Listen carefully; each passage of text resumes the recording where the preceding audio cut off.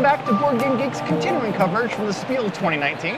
I am joined this time by Bruna from Starling Games. Hello. Hey, and you're going to share with us the new Everdell expansion, Yes.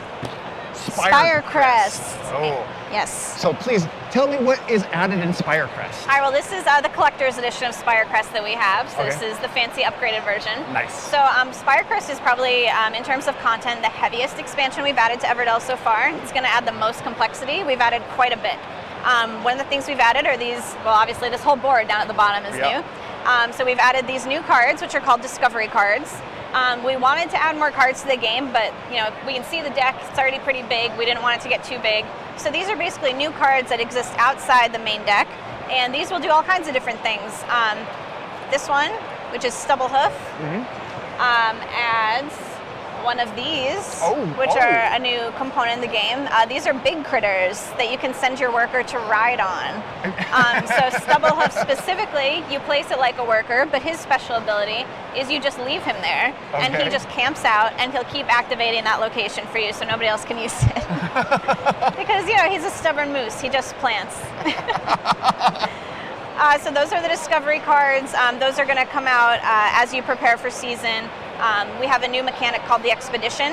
So each player now has this piece, which is a Rabbit Traveler. So when you send your Traveler on an expedition, first thing they're going to do is collect map tiles. So each player now gets an expedition track, and they'll select one of these, maybe that. This is something that you're going to do at the end of the game, after you've completed all your card placement, all your worker placement. You're going to send your Traveler on this expedition, and you're going to get more points depending on how much of the expedition that you can fulfill. So for example, for this piece, I need to discard 3 cards, but if I can do that, I'll get 3 points. Okay. So you need to plan out what you can do, like, oh, if I'm already short on cards, that one's not going to happen, but I'm flush with resources, so sure, I can get rid of 2 resources for 2 points. Okay. So kind of how your own game is progressing will kind of determine which one of those you want to focus on. Exactly, yep. And also which of the Discovery cards you're going to want to take, because as these come out, each one is a different cost. The very first one is free, and this is all random, just depends on how they come out. The second one, you're going to need to pay 1 card or 1 resource. The second one is going to need to be 2 cards or 2 resources. Okay. And these are all different types. Some of them are big critters like these, the new worker types. Some are just ongoing triggered abilities like the Prospector, and some are brand new locations like the Map Seller here. Okay. Another thing we've added, which changes the game really dramatically, are these mini cards. These are weather cards. So these come out at the beginning of every season, and they're going to basically add a new impediment to the game. So for example, in winter, when you very first start, you might get the blizzard. Whenever you gain a resource from a forest location, you gain 1 less. Oh, okay. Yes. So these are going to kind of mix up. If you're somebody who's played Everdell a lot and you have your strategy, these are going to mix that up and make you adapt in different ways. This one, I love playing a lot of green cards, so this one I do not like. Production cards do not activate when played when there's a drought. And how long do those stay in play? Whole season. The whole season. Yep, so as your Traveler moves around, so say he's in winter, he'll be subject to the blizzard. Then he'll go to the next season, he'll experience a drought.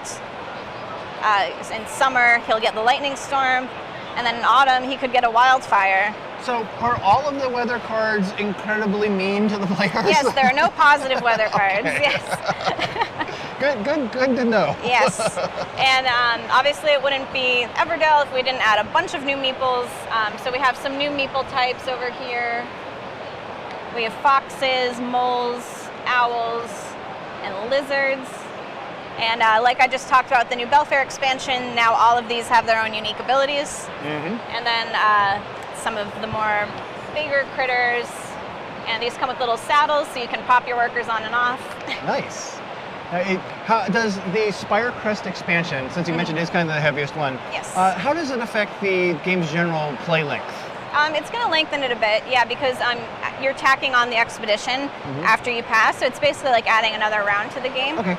So you can probably expect it to extend the length by like 20 to 30 minutes. Yeah. Nice.